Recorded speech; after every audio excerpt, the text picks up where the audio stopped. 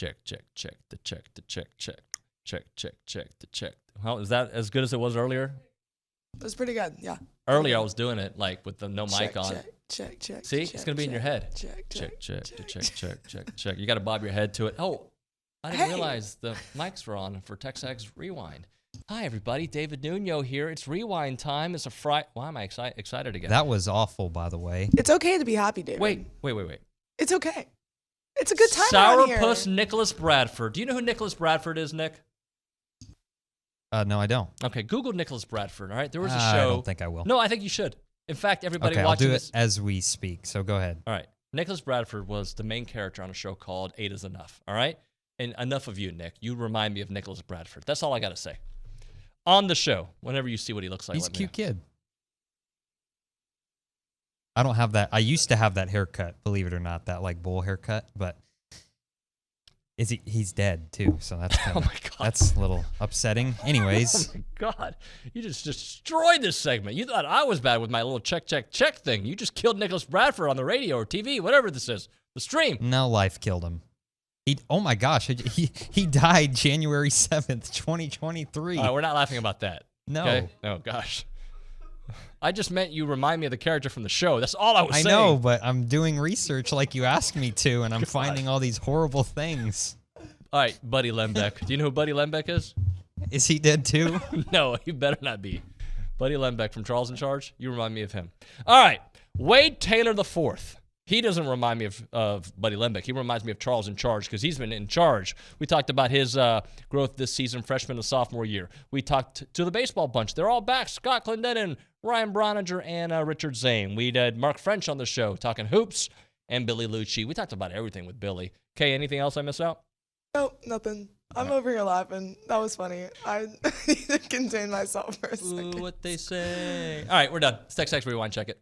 So Wade Taylor last season versus this season. And we'll go a little bit deeper into that. But what are you laughing at? So I just had a thought. But I think I know what thought you had. I know. Anyway, moving on. All right. So minutes, averaging about 10 more minutes a game. As well he should. His point total almost doubled. Yep. 8.2 to 15.3. Field goal percentage up by 6%. We'll take it all day. 3-point percentage up by almost 10%. 9% right there. Free throw percentage, 84 this year. Last year was 77.7. My friend, that's the kind of growth we want to see from a guy who is going to, I would assume, be your Q, your closer, your everything next season. Well, he's that this year too. Yeah. And by extension of all that, you look at what he's done in the last 3 games. Mm-hmm. Now, we don't have it up there, but he's averaged, in my mind, I want to say 20.3 points per game over the last 3 games. His lowest total was 18 against Arkansas. He's probably shooting, I would say, 90%, 95% at the free throw line. He's made something like, and I know he missed 2 free throws the other day, but I'm going to say he made like 4 of 6. So that would make him something around 19 of 26, something like that. He's been nails from the 3-point line. I think he might be over 50% in the last 3 games. Yep.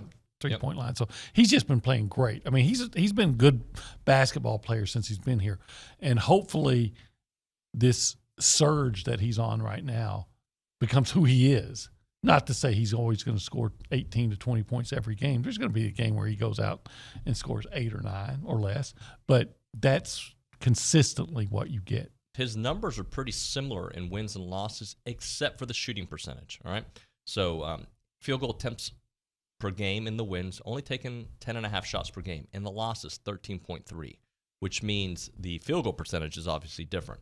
In the wins, he's shooting 43%. In the losses, 35%. Points per game and assists are all about the same. I feel good about the catching position. I don't feel great about it. And then I think there's questions in the rotation. Mm-hmm. And Jim Schlossnagle has mentioned that twice on radio with y'all. He mentioned it in the press conference, the presser he did the other day. Like, there have been some guys that have pitching as good or better than Troy Wansing and Chris Cortez. But they feel like with those 2 guys in the rotation, it gives them the best overall pitching staff.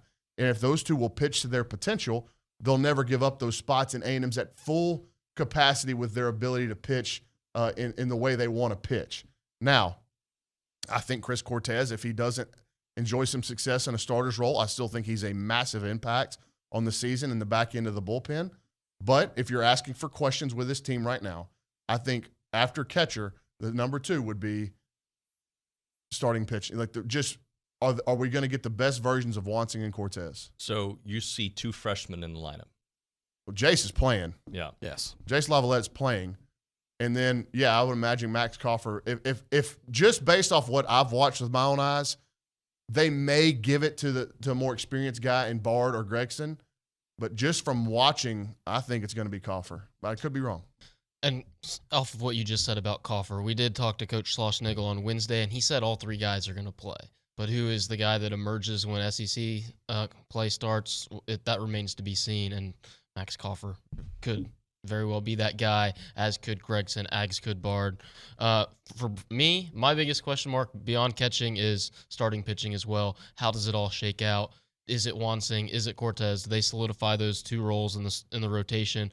Or is it Lambert? Is it Lampkin? Is it Wyatt Tucker? Any of those names? So, and we saw last year, they got to Omaha. They were a national semifinalist without a solid rotation, without a consistent rotation. So if they could solidify that and have a solid, consistent 3 guys on each weekend, they're going to be just that much And better. by the way, we fully expect it, but one of the pitching questions is Nathan Detmer going to take a step forward? And he's got to be. He's got to be an elite Friday night guy in this league for them to reach their potential.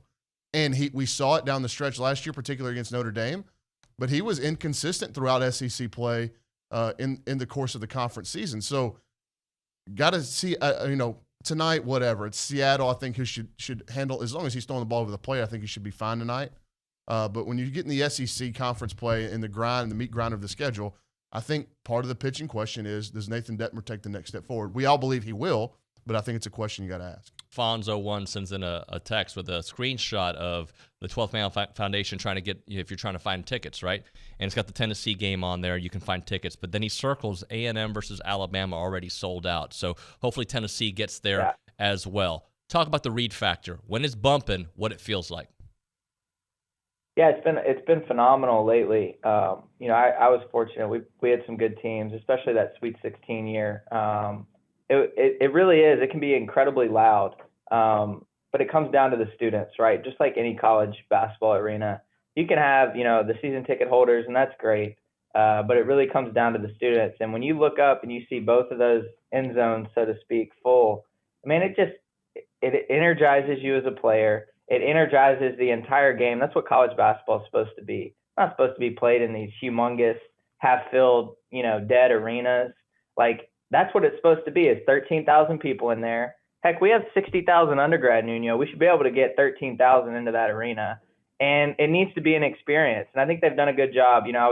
Someone had sent me something about, prior to the game, now they're doing kind of like these tailgates or parties, pregame parties at Reed where they bring in canes and they have these, cash prizes and all sorts of stuff. And that's how it's supposed to be. And, for right now, until we get a new arena, we need to make the most of Reed. And that starts really just with filling the seats, particularly with students. And I've been just so proud as an alum, not just of A&M, but of A&M basketball, to see, those full arenas and see the, ESPN announcers talk about it, because it truly can be a special place, and it doesn't have to just be a football school.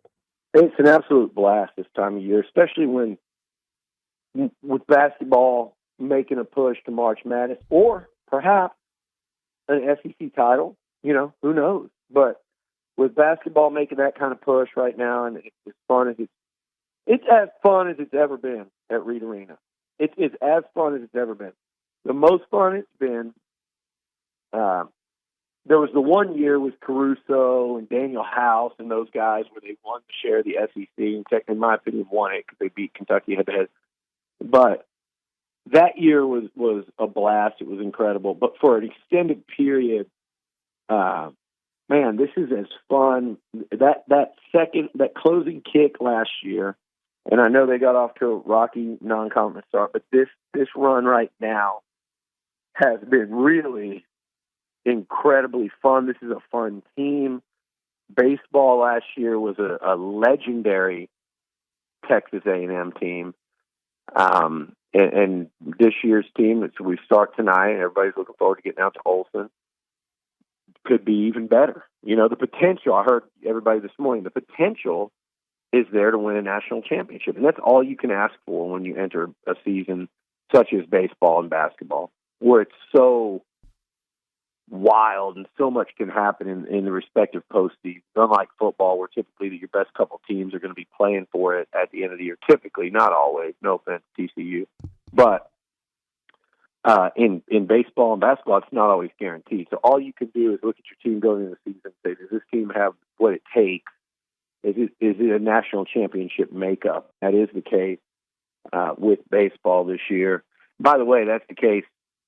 Women's tennis, men and women's golf are going to get a look at it, and you have to follow all Pat Henry's teams closely throughout every year because you never know when you're going to look up right there before the finish line, no pun intended, and they're ready to claim one. So good news. The guy that played whatever character Buddy you Lembeck? mentioned, yeah, he's still alive and well. He's 62, so that's good to know. Just so you are aware, Buddy Lembeck was also on 8 is Enough, which is why I thought of him. He's a handsome guy. I mean, Good-looking dude. BMX tricks is what I'm finding back here. learning so much about Nick Savage, a.k.a. Nicholas Bradford of TexAgs Radio. All right, like, comment, subscribe, and don't judge us for this video. Thank you.